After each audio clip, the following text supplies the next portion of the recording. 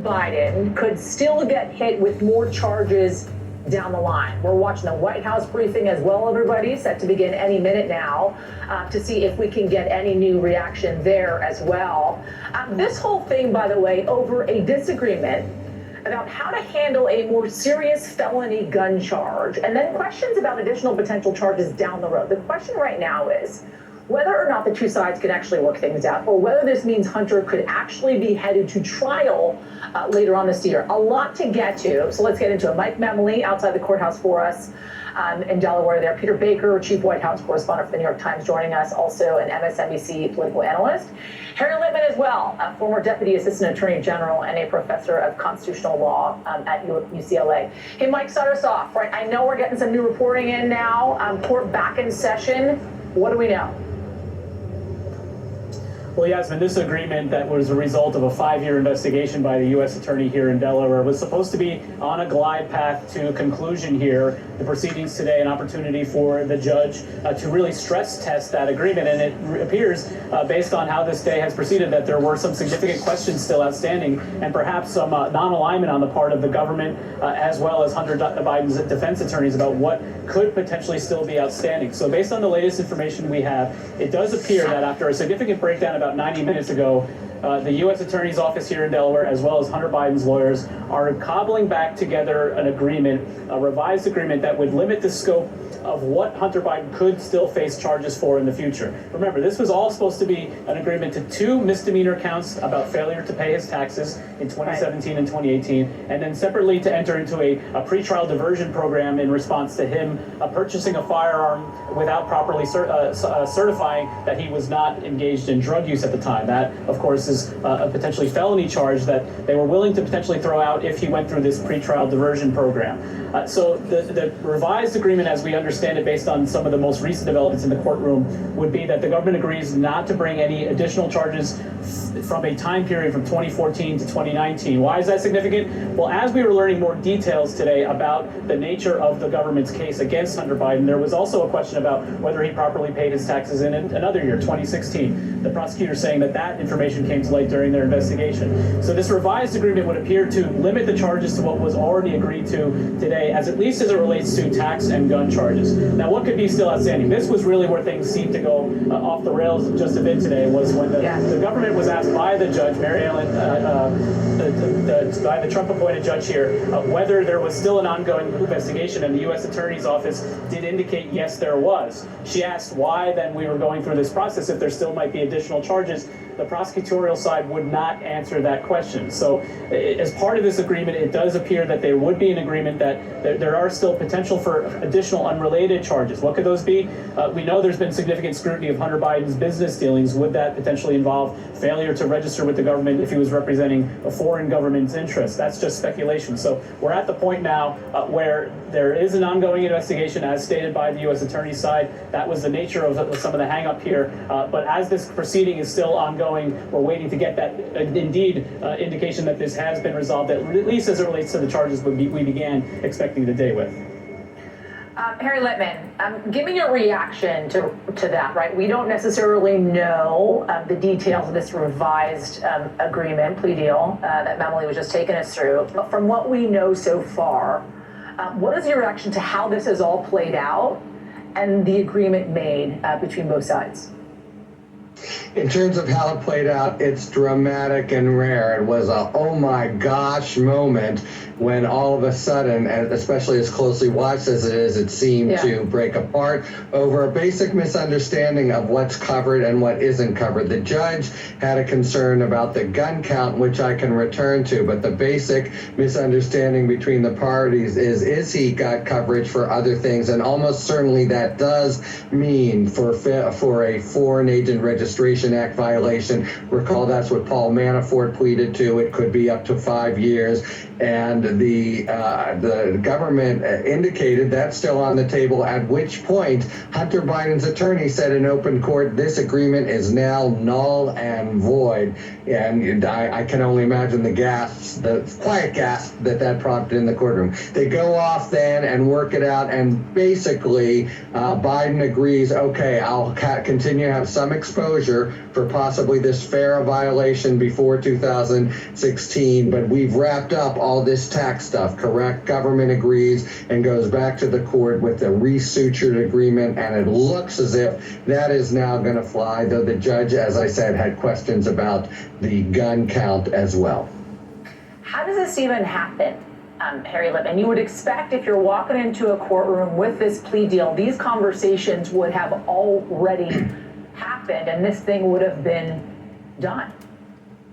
100%, and it doesn't happen much. It happens because parties, as in any other contract negotiation, plea bargain's just a contract. People take too much from informal words, or things aren't well enough put down on paper, and especially here where there's so much, I think, public pressure. As you may know, the members of the Republican Senate actually have challenged the plea agreement, wrote the judge late last night. So that all combined to kind of tease things apart and at the seam in a way that in fact is very rare and normally doesn't happen because both sides are sophisticated and they're writing solid paper contracts, that is to say, plea agreements. So you bring up Judge Norika's role in all this. How much has Judge Norika's role kind of played into the breakdown of this plea deal? How do you see that, Harriet? Yeah, it initiated it for sure over another issue. Biden is getting diversion, meaning he keeps his nose clean for a year and he doesn't face any consequences on what is a felony gun charge. On the other hand, the charge is that he lied when he said, I'm not using drugs when he first got a gun. He was using drugs, but he had it for a couple weeks. His girlfriend threw it away, and it's very rare for the DOJ to bring this sort of charge unless there's another crime with the gun. But that's what the judge was first questioning. What's the connection between this tax stuff and why is he essentially walking on the gun stuff? And then she brought up, is there anything else that this forecloses? Right. The government said, no, not necessarily. And that's when the disagreement or lack of full agreement came to light. And it is a dramatic moment. Doesn't happen much in court. Here's the thing that I find confusing about all this, Harry, that I'd like you to lay out for me, which is the U.S. Attorney's Office had already put out that this investigation was ongoing, right? Is this at all a situation in which U.S. Attorney David Weiss, Trump appointed, by the way, finds themselves in open court not wanting to say in open court, though they have said it right before this, that the investigation was done? That it was over, that this was all the charges that were going to be seen because of the political pressure they are feeling from the Republican Party? Very hard to say, and the pressure is intense. Weiss has agreed to testify, but the senators are already all over it. And this, even though they patch it back up together, ensures more scrutiny. But I think there is a sort of, a little bit of communication breakdown. He did say that. We don't know the exact inside story, but it could well be that the Biden forces were a little bit too sanguine and were a little bit, took too much from possibly informal assurances that aren't the law and weren't part of the four corners of the agreement. You can see how that can happen, but it's, given the prominence of the case, the sophistication of the lawyers, it's very noteworthy. But I think it's a little hard to find just where the fault seam lies here. But the pressure of the political pressure certainly was brought to bear to sort of tear the seam apart in a way that normally wouldn't happen in a pedestrian kind of case that you're just working through. Peter Baker, Harry makes a really good point, which is really coming down to mixed messaging, right? Because we heard from David Weiss, even just yesterday, right, in that letter in which he said he would testify in front of Congress when this thing was closed up, when it was done. So the implication was that it would be open and shut today. Yeah, and what's surprising is, as Harry points out, that we've known about this different disagreement in terms of the framing of this agreement since the day it was announced, because of that press release where they said this was ongoing. At the same time, the Hunter Biden's attorney says, no, it's not. So it's surprising that between that date and now, they didn't get on the same page. It's very surprising to walk into court without having ironed that out. They understood from that day on that they had different interpretations of it, and yet didn't seem to feel the need to square that away for whatever reason. But it's important because, first of all, it highlights once again that this deal is happening. The more attention paid to it, that's obviously beneficial to Republicans politically. But it also highlights that this investigation may not be over, and that the disappointment among Republicans that it was on relatively narrow, smaller issues that had nothing to do with his father, nothing to do with abuse of government, may in fact still be an open question. Let's talk more about that, Peter, right? Because this is obviously going to be very much a part of the 2024 presidential election. You're looking at the White House. We're obviously, just tease the fact that we're looking at the press briefing beginning there with Press Secretary Karine Jean-Pierre any moment there. Obviously going to be taking questions about this very thing. This is just going to throw political fuel on the fire for the White House inside of an election year who thought this thing was going to be behind them. Yeah, the Biden camp, no question, would like to have today to have been the last day of this. They could wipe their hands and say, we're done with this. It wasn't that big a deal in the end. Hunter is paying the price for his mistakes, but it has nothing to do with whether or not Joe Biden is fit to be president. That now, of course, is no longer the case. Given that the prosecution has indicated that this investigation may still be ongoing, that will just raise questions politically as well as legally. And it will be hard for the White House to put it behind them if, in fact, the U.S. Attorney David Weiss is still investigating. So you'll hear questions at the briefing today. I'd be dubious as to whether you'll have answers. That's been their tradition so far. They have, in fact, answered a lot of questions, but no question that the reporters will be pressing on this. Hey, Emily, I want to come back to you as you're outside that courthouse there, because as we're talking about the White House, obviously you follow the White House incredibly closely, know the president quite well. What have we heard on the record from the White House when it comes to how the situation is playing out? Well, what we saw about a month ago when this plea agreement was announced was a statement from the president and the first lady in which they expressed support for their son and, in fact, said that they were proud of their son as he was beginning to rebuild his life. This, again, was the hope on the part of the first family in particular, who are looking through this lens, not politically necessarily, but simply as a family matter, knowing the trauma the family has gone through since the death of Beau Biden in 2015, that they thought this would be the beginning of the end, that he could continue to go through that road to recovery. We know the president has held his son closely. We've seen him at the White House a number of times. There was a sort of reiteration of that statement a month ago by the White House again today, that they still continue to support their son. Now, as it relates to the politics and what we're hearing from the White House, it was interesting. Yesterday, we did really get an indication of how the White House did think that this was a pivot point where they could pivot away from this matter and focus on Republicans and misplaced priorities, as you could say. Karine Jean-Pierre saying yesterday that while the Republicans are focused on the president and his family,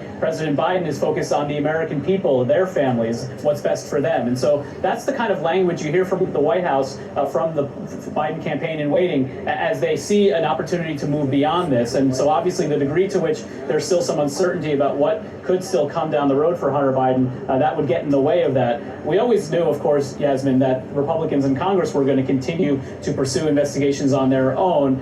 There's a fundamental disagreement on the part of Republicans and the Biden campaign about what this campaign would be litigated over. You were going to see the president continue to go on the road. He's planning to go to Maine on Friday, for instance, to talk about Bidenomics, to talk about the economy. They think that these kitchen table issues, what the president was talking about yesterday, a bipartisan issue, trying to help with mental health parity in this country, is really what the ordinary voters who aren't necessarily obsessed with these inside the Beltway discussions are focused on. Republicans very clearly want to put, in the view of the White House, Hunter Biden on the ballot along with the president, that they think that is the best way to potentially undermine the president at a time we know his most likely opponent, former President Donald Trump, also still is very much under a legal cloud. And so that's really the fundamental disconnect in terms of the politics of the moment. But to the extent, as I said, that this is continuing for Hunter Biden, and there might still be some shoes to drop here, that would certainly complicate that plan. Okay, so I want you to kind of pull on that thread for a moment, Mike, knowing the White House well and knowing how this administration actually works, right? Is there a plan to kind of pivot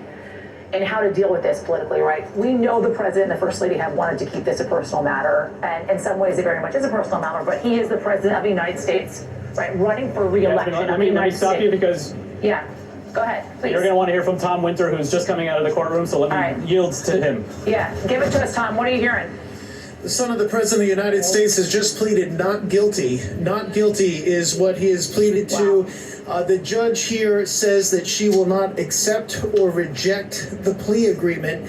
She wants more information. Basically, what she is asking for is to determine whether or not it's appropriate for her to consider something in the diversion program. This relates to the gun charge. So as part of that agreement, effectively what you have here is a provision which asks the court to weigh whether or not possibly Hunter Biden could have violated his pretrial diversion agreement as it relates to the gun charge. What would happen, according to that agreement, is that the defense and the prosecution, but they have the opportunity to bring the facts to the court and for the court to determine whether or not there was a breach of that. If there is a breach, then the government could then move forward and prosecute Hunter Biden on the gun charge. What she says is, wait just a minute. I'm not somebody who normally has to consider those provisions. I normally don't see a pretrial diversion agreement. And now you're putting me in the position, possibly, of being the gatekeeper as to whether or not the Justice Department and the government files charges against Hunter Biden. That's not a situation from a separation of powers and a constitutionality that she feels immediately that she should be there, that she should make a determination on. So that's what this hinges on. She also has some Rule 11, that's whether or not she can accept a guilty plea or not. And there's different versions of that, where either she just kind of effectively rubber stamps an agreement or whether or not she can challenge a plea agreement and determine whether she wants to accept it or not.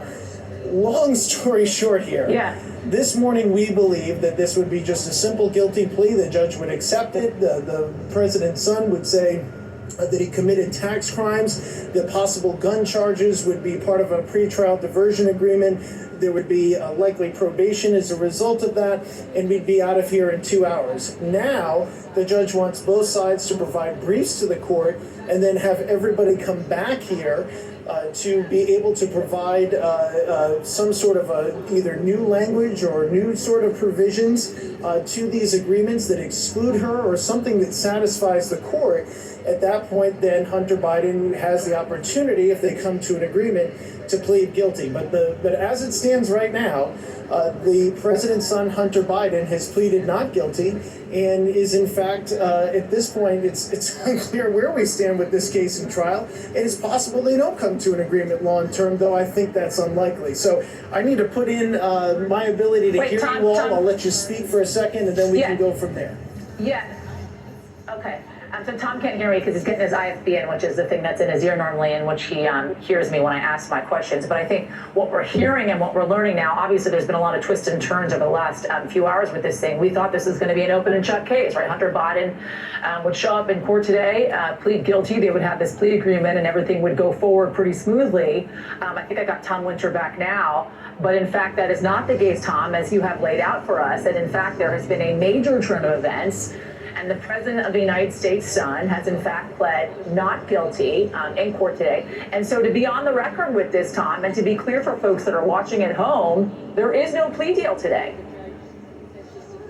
That's right. There is no plea deal today. So let me kind of take us back. I know we're kind of providing a little bit of the play-by-play. Typically what happens in a federal court in a proceeding involving a guilty plea is that, and there are different rules that govern this. So it's different ways that the judge can accept a plea agreement between two parties. One of the ways that she does it is a possibility of just accepting it and saying, okay, you two have an agreement, essentially a contract between the federal prosecutors, the United States Justice Department, and a defendant.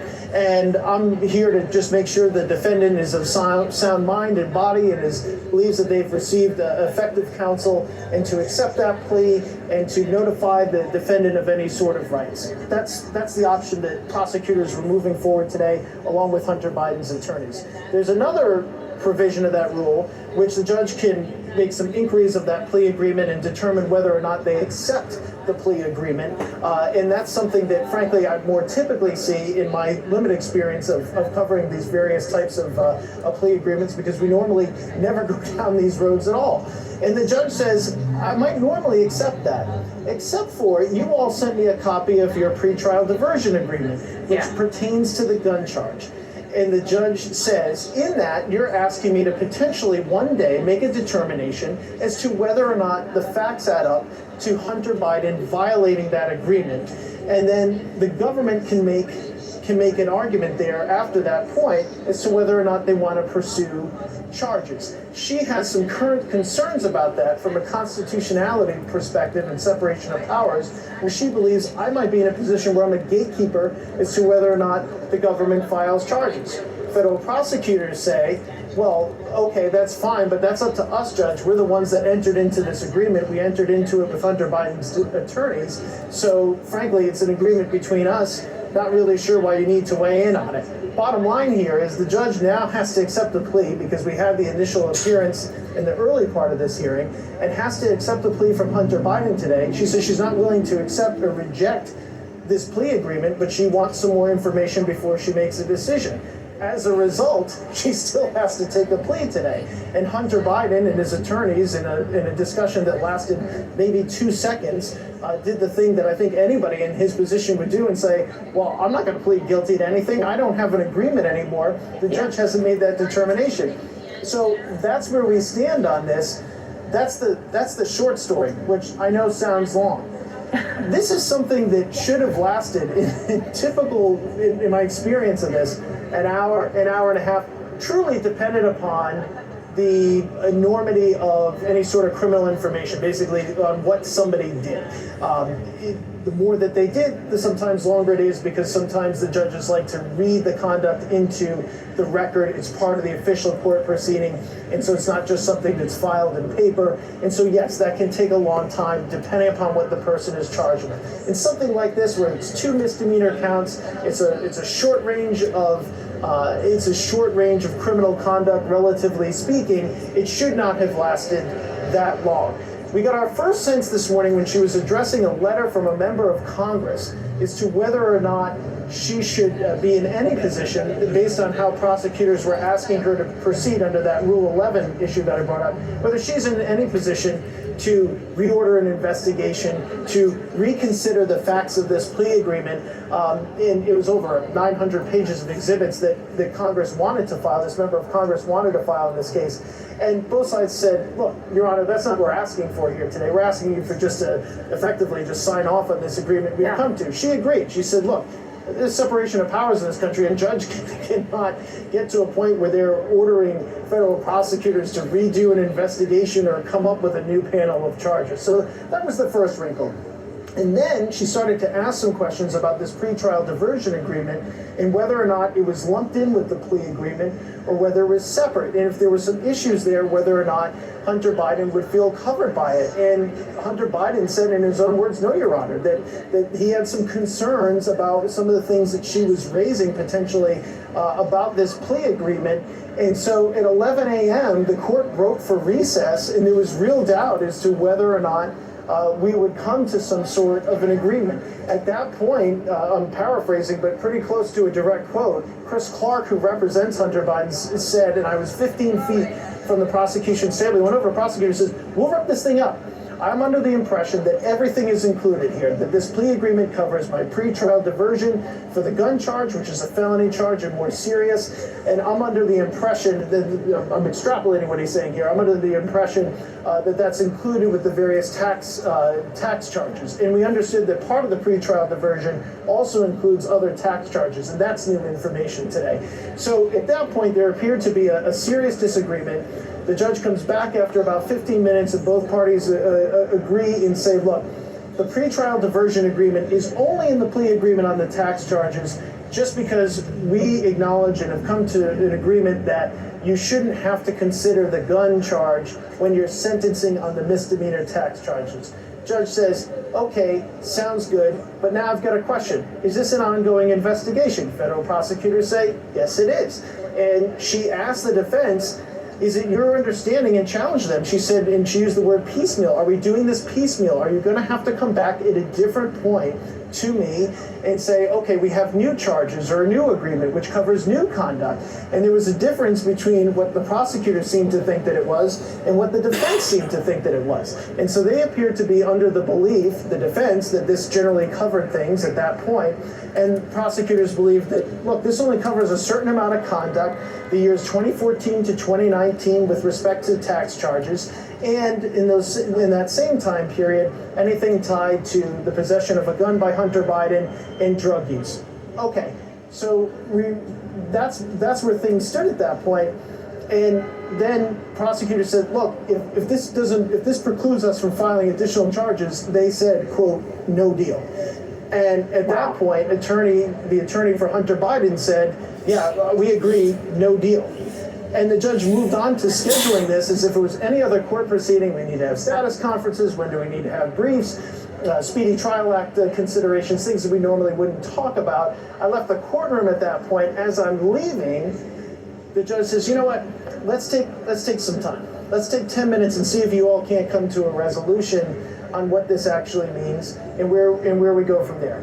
You take longer than 10-15 minutes. Number of conferences between Hunter Biden and his attorney, Chris Clark, number of conferences amongst prosecutors, the two parties, the attorneys for both sides meet and talk, and then they come to some sort of a resolution on how they want to proceed. And effectively, Chris Clark, the attorney for Hunter Biden, says, look, we agree with the government that the plea agreement today only covers the specific statement of facts and the criminal information that we filed in this case. In other words, just the taxes, just the possession of a gun while using or abusing drugs.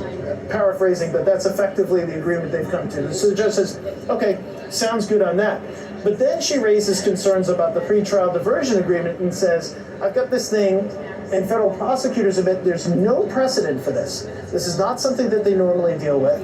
Federal prosecutors come back and they say, look, we are asking you to make a determination, have both parties come in and say for instance, as a hypothetical, purely as a hypothetical, Hunter Biden is found using drugs, breaking another federal law, happens to have a gun on him. All of those things, they could, and Hunter Biden's team says, well, we disagree with that, you're mischaracterizing it, that's not what happened.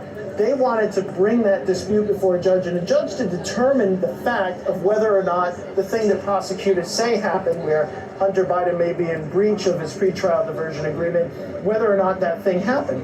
And the judge says, wait a minute, I'm never a party of these pretrial diversion agreements. Now you're asking me to potentially come in on it, and I have some concerns, as I mentioned to you before, whether or not I'm a gatekeeper for federal charges. But that's not how the Constitution is written. And so that's where the judge approached this from.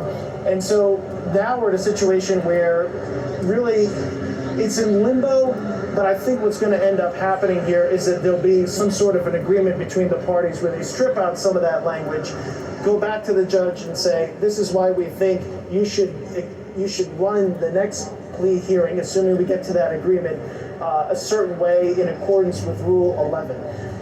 And as far as the specific details on Rule 11, I'm starting to get a little bit out over my skis on what on how all of the different parameters and subsections go.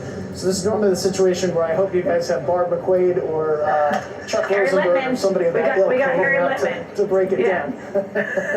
we got exactly. By the way, who was as intrigued with Tom Winter's storytelling as I was? Glued, Tom Winter.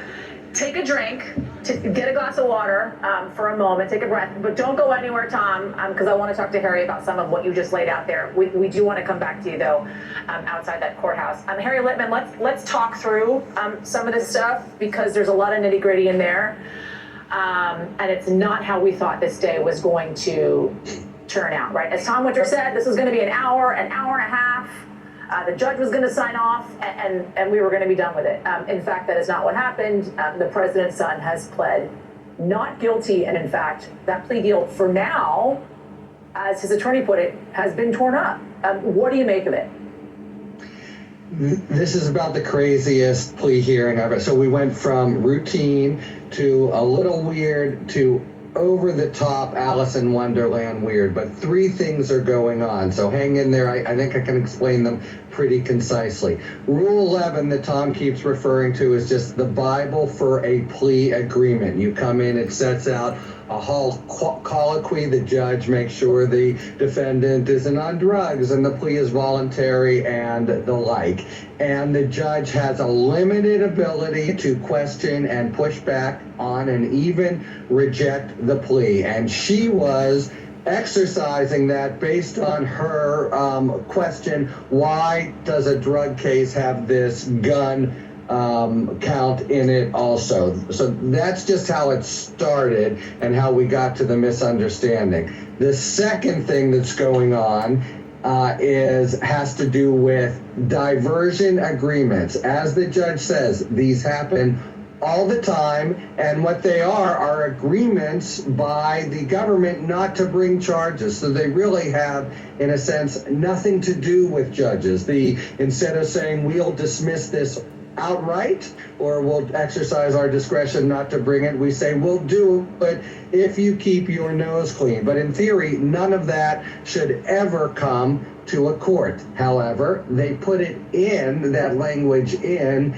the plea agreement here, and the judge is saying, does that mean that if Hunter Biden breaks the agreement between you, I'm going to have to be deciding that and in effect making a charging decision for the Department of Justice? Now, if she were right about that, I mean, I think that will go away after they brief it, because this happens every day. It doesn't involve judges. It doesn't involve this separation of powers issue. And if it did, the whole institution of diversion would be in peril. So we have first how she got to it, and then second, this diversion point. But now we have the big third, and this is really, I think, what's going to go forward, and to add to what Peter Baker was saying, and that is what else could be there when the DOJ first raised something and Biden's attorney says this is null and void, I want out. But then basically they went and talked about it and they said, okay, we are talking about the thing that dovetails most with politics, because it's conduct in 2014 or before with Burisma. She actually asked about this in open court. So with China companies, maybe Ukrainian companies, and it's just then that at least there are witnesses that say Hunter Biden was invoking his father's name. If that becomes not just fodder for gossip from Republicans, but possible criminal grist for the mill, that's going to inflame the exact part of the debate that the Republicans want to keep alive, which is whether it somehow touches on President Biden. So those are the 3 points going on. I think it will get stitched up tolerably on where it should have been, but then the big question will be, does Weiss bring additional charges that will bring up the business dealings of Hunter Biden before all these tax misdemeanor violations occurred? So a couple of things that you said there that I have outstanding questions on. First and foremost, so you talk about the diversion agreement that was laid out in the plea deal, some of which may have kind of posed some of these questions on behalf of Judge Norica. Should that diversion agreement not have been included in the plea deal? Is that what you're saying? It made it anomalous, and it's what gave rise to it. And as they explained to the court, they just wanted to be clear that it was, separate from it. The short answer is it wouldn't have been cleaner, and it wouldn't have given rise to these questions had it been freestanding. On the other hand, there's no legal reason why she should see. She'll want to be reassured some big separation of powers problem. But the short answer to your question is, yeah, what they were saying is it is separate, so they could have kept it separate, and the fact that they didn't is what gave rise to her concern. Okay, so then what happens now, right? The simple question here. Yeah. I mean, he has pled not guilty today. That plea deal at this moment has been torn up. Where do they go from here, and what are we looking at when it comes to timing? Yeah, and that's point 4. When if there's no agreement, he has to plead not guilty. Here's what happens now. I think the agreement gets put back together, including the diversion, but they make clear, maybe they put it separate, and they make clear, no, Judge, we are not saying that you're going to have to make charging decisions for the U.S. Attorney of Delaware. We're sorry for any confusion we caused. That's separate. It is between us and Biden. Yes, Judge, the 2, and as Tom says now, 3 tax counts are part of this plea agreement, and please accept the plea. We are all agreed on what it covers. But third, and politically, I would say most importantly, we are also agreed on what it doesn't cover, which is a possible FARA violation preceding this stuff. The fans of that can be kept alive depending on what David Weiss does, but also what people in Congress do, and but that is also outside of your purview, Your Honor. So they put it together more cleanly. He pleads to the misdemeanor tax counts. The diversion occurs, but not in a way that involves her at all. And then we see what happens with the possible FARA counts and his business dealings with China before he got in this tax mess. Harry Littman, do not get out of that seat. Stand by for me, if you will. The White House press briefing is underway. Karine Jean-Pierre addressing what is taking place in Delaware right now with the president's son. She wasn't asked a question about it per se, but in fact, she did address the situation. I want to take a listen to that. And then on the other side, we're going to speak to Peter Baker. As we have said, the president, the first lady, they love their son and they support him as he continues to rebuild his life. This case was handled independently, as all of you know, by the Justice Department under the leadership of a prosecutor appointed by the former president, President Trump. So for anything further, as you know, and we've been very consistent from here, I'd refer you to the Department of Justice and to Hunter's representatives, who is his legal team, obviously, who can address any of your questions. With that, I have the Admiral here, Admiral John Kirby, who's going to take... White House press secretary there addressing what is taking place in the Delaware courthouse right now with Hunter Biden pleading not guilty. In fact, the plea deal is no longer. Peter Baker, let's talk through some of this, right? Because you and I were speaking on the other side of this before this news broke, and talking specifically about how the president, the administration has been addressing the situation with his son and keeping it a personal matter. And it seems like they're sticking to that line right now. Eventually, though, Peter, they're going to have to pivot because this is going to become very much a political matter as the president is running for re-election against someone possibly like Donald Trump, who may be indicted for a third, possibly fourth time, who will very likely bring up the issues surrounding the president's son.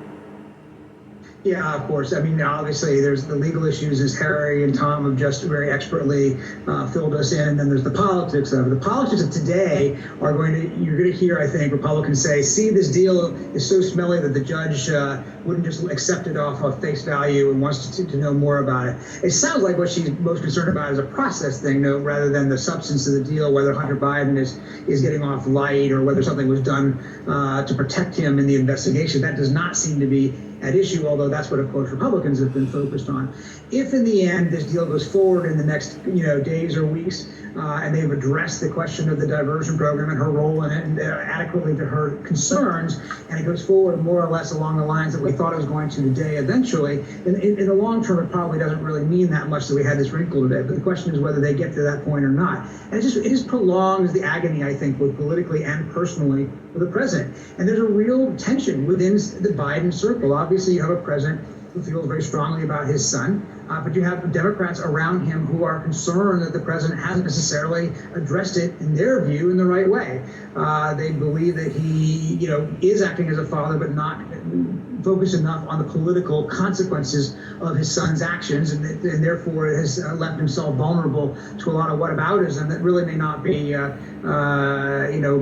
based on facts. I mean, obviously, what Hunter Biden is accused of today, the gun charge and the tax charge, have nothing to do with the kind of indictments that have gone against Donald Trump, who's been accused of, defrauding the public by paying hush money and Espionage Act complaints of classified documents, and potentially even a third indictment involving trying to overturn an election. Obviously, more serious matters, but it allows Republicans to say, well, there's something going on wrong in the Biden administration. This investigation got somehow screwed politically, and that's what you'll hear them talk about. Yeah, it certainly gives them the fuel and the freedom to do that. I'm just wondering, Peter, if there's a plan within the White House to deal with this going forward, because it's not going to be wrapped up in a nice bow. And this is, the weight that you take on as president of the United States, the public scrutiny that you take on, not only of yourself, but of the actions of your family members.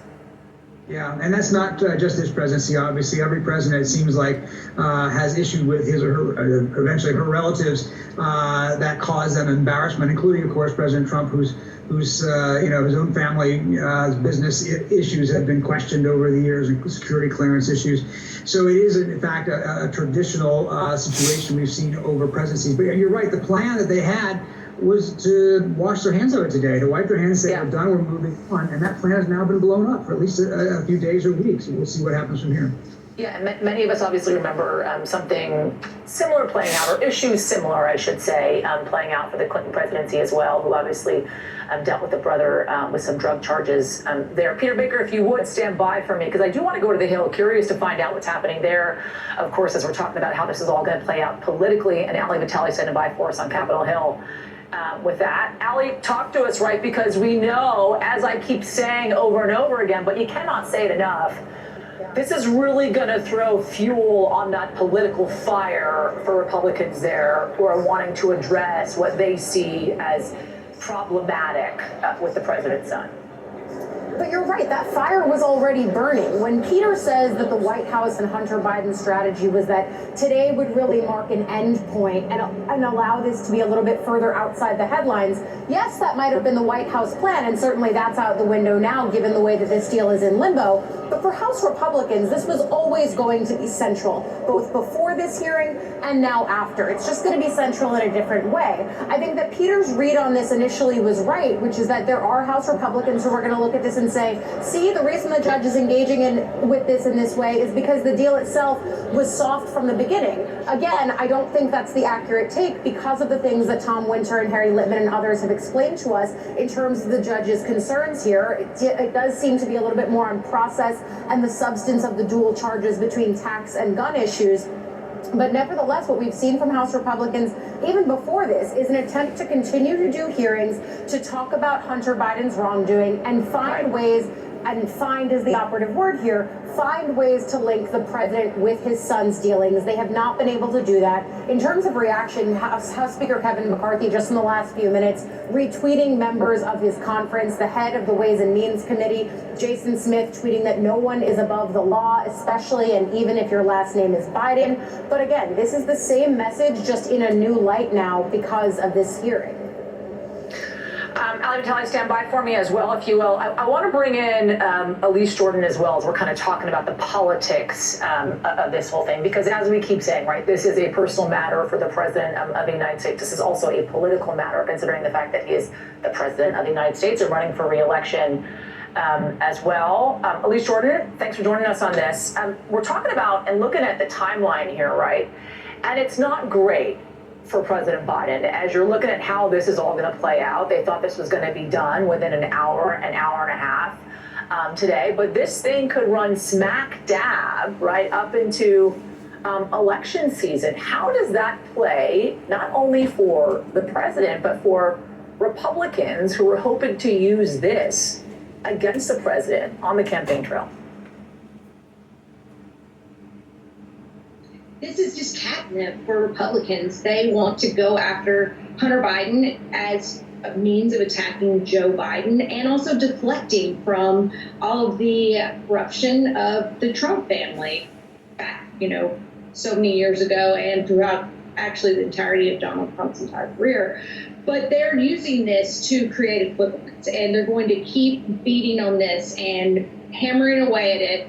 And the reality is it's not a good story for Joe Biden. It might not be as bad as what other politicians and their families have done, but it still is not a good story. And so he is going to have to navigate this. And I really think that the deflection of it's a personal matter, we don't comment, I don't know how long we're going to get away with that. And I think it has been a bit of political malpractice to keep turning to that over and over and over. So how do you think the president should have addressed things then? I think that, first of all, what's even a bigger issue than all of this is the emotional issue attached to President Biden's granddaughter, that he doesn't acknowledge that Hunter Biden does not, that he pays child support on after many legal battles. And that is it cuts against President Biden's image as a clean-cut, loving grandfather, which by all accounts is, but having one child out there who isn't acknowledged is going to come up a lot by the Trump campaign. Imagine what he did during those debates, Yasmin, bringing different victims forward and bringing to the debates when he was debating Hillary Clinton in 2016. If they do not handle this issue with some, frankly, compassion, it's not a good look for Joe Biden. I think it's interesting that you bring up the word compassion. I want to get into that in a second, but former New Jersey Governor Chris Christie, now running for president of the United States in the 2024 cycle, sat down with my colleague Andrea Mitchell in the last hour, and he addressed what is happening and playing out with Hunter Biden and the president of the United States as well. I want to take a listen, at least if we can, to that, right, and then have you react on the other side. What I found in these investigations, especially the complex political ones, is that you never know where it's going to lead. And so I think it's appropriate for a U.S. attorney to say, if you want a plea deal, you got to tell me everything, Hunter. And if he's got information that involves anyone connected with this that may have done something wrong, up to and including his father, he's got to be clean about that. And I don't know that he has or hasn't, but it doesn't sound like he has. Elise, what do you make of that? Yasmin, Governor Christie knows far more about what goes into these prosecutions as a former U.S. attorney, and I don't want to speculate about what may or may not have been done or what Hunter Biden is agreeing to tell prosecutors. I do know that it looks bad that there are potential FARA violations, Foreign Agent Registration Act violations. It is, something that so many lobbyists and consultants in D.C. hate to register the foreign countries that they're lobbying for, and many avoid it and they get away with it. But some people, like Paul Manafort, don't get away with it. And so it's charges like that, the tax fraud charges, the gun charge, that are what we know Hunter Biden is contending with today. Elise, stand by for me, if you will. I want to swing back, if we can, to Capitol Hill. Ali, stand by for us, because I know, Ali, you've been getting those reactions in fast and furiously as folks are learning of this plea deal not happening today with Hunter Biden. What are you hearing? Yeah, that's exactly right. And look, none of it is entirely surprising. Frankly, we were able to sort of pre-telegraph what some of these responses might look like, but we're seeing tweets from Republicans saying things like, in the words of Congresswoman Claudia Tenney, that the judge refused this, quote, sweetheart plea deal, and that it's a great first step, in her words, towards real accountability for the Biden family. Congressman James Comer, the head of the Oversight Committee, saying that this really validates the investigatory work that his committee has been doing, albeit that work is into Hunter Biden. But I think it speaks to the point that Elise was trying to make just now, which is the idea that for Republicans, having the power of the gavel right now allows them to really equivocate between the idea that Donald Trump is under multiple investigations, multiple indictments, as we still wait for the third of what's probably 4 total indictments this summer for the former president.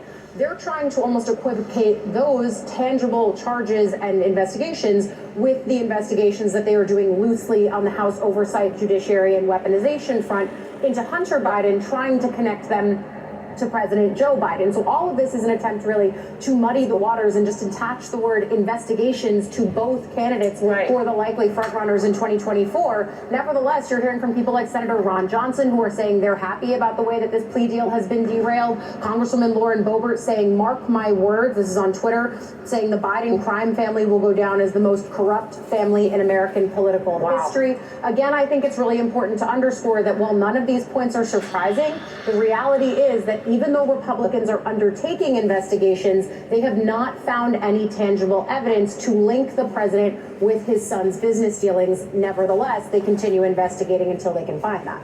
I need you to wax poetic for me for a moment, Ali Vitale, right? Because we're hearing from, and I know you like to do that, right? So we're hearing from the likes of Lauren Boebert, right? It seems as if, to a certain extent, and what we're hearing, they're celebrating what has taken place today. And are we looking at a 2024 in which this is becoming a tit for tat, right? As you talk about, they want to attach the word investigation, right? They're talking about an impeachment inquiry into the president of the United States. I mean, how is this going to play out on Capitol Hill? How dirty could this get?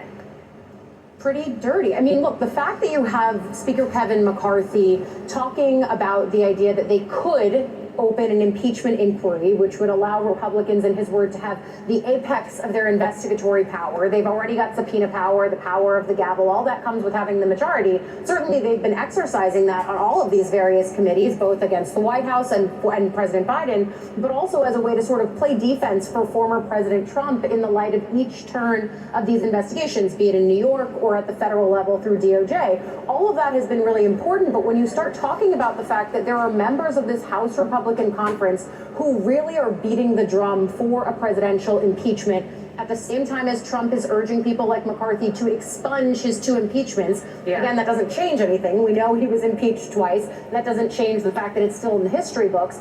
But when you watch the idea that impeachment is no longer going to be reserved or could no longer be reserved as this highest echelon of presidential accountability from Congress, I do think that it's yet another sign of the deterioration that we've seen and the hyper-partisanship that you and I often talk about here heading into a presidential election year. Certainly nothing is ever devoid of politics, but when you're watching these investigations play out, it's so inextricably linked. And I think the other thing I think that will be incumbent upon us, and that I've heard from lawmaker sources up here that they want to try to do, is make clear the point that while Republicans are actively going after and looking into Hunter Biden's business dealings, and certainly they have the right to do that, we're watching the court system do that as well, there are still open questions, I think, for many members, especially on the Democratic side, about what people like Jared Kushner, who were active members of the administration, doing diplomatic deals with the Saudis, for example, and then coming out of the White House and having those actual business deals on the side then themselves. All of those, I think, are open questions. People are allowed to do business, but politics is never far behind in this. And so there are Democrats who want to make clear that if you want to equivocate, you want to attach the word investigation, okay, if you're going to attach it to the Biden family, you should attach it to the Trump family. And those are questions we've posed to Comer as well, the head of the Oversight Committee. And he really does kind of cast those comparisons aside and instead remains focused, unsurprisingly, on the Biden of it all. That's still going to be the case, but yeah, make no mistake about it. Going into 2024, this is really going to be, I think, the central headline that Republicans continue beating on as we watch Trump face down yet another possible indictment this week, and then, of course, whatever happens in Fulton County, Georgia. Yeah, so we're kind of wondering what 24 is going to look like with all of this playing out, right? And we can't help but think back. And I want to bring Peter Baker into the conversation here with this, to think back to 2020 and how the debate stage played out then as the conversation surrounding Burisma, the conversation surrounding Hunter Biden's dealings with Ukraine at the time were playing out. And by the way, keep in mind, as we are watching the sound I'm about to play, this was before Donald Trump was indicted 2 times, possibly 3, possibly 4, as we're looking at what is in the pipeline for him. Let's see how that played out back in 2020. And then, Peter Baker, I want you to weigh in. Hunter got thrown out of the military.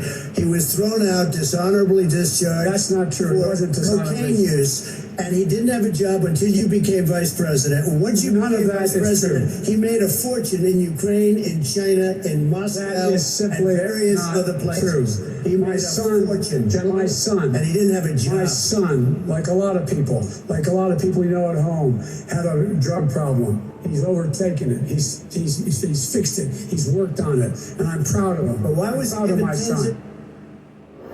And this was something, Peter, that you and I kind of got into a little bit earlier, right? In talking about how not only is this a personal issue, but it's an issue that faces a lot of Americans right now who have members of their family that have drug problems, right? And the president addressing that in a way on the debate stage, then candidate Biden addressing that on the debate stage back in 2020. But I'm wondering, is that what it's going to look like once again, right? If former President Donald Trump is able to secure this nomination as this is all playing out?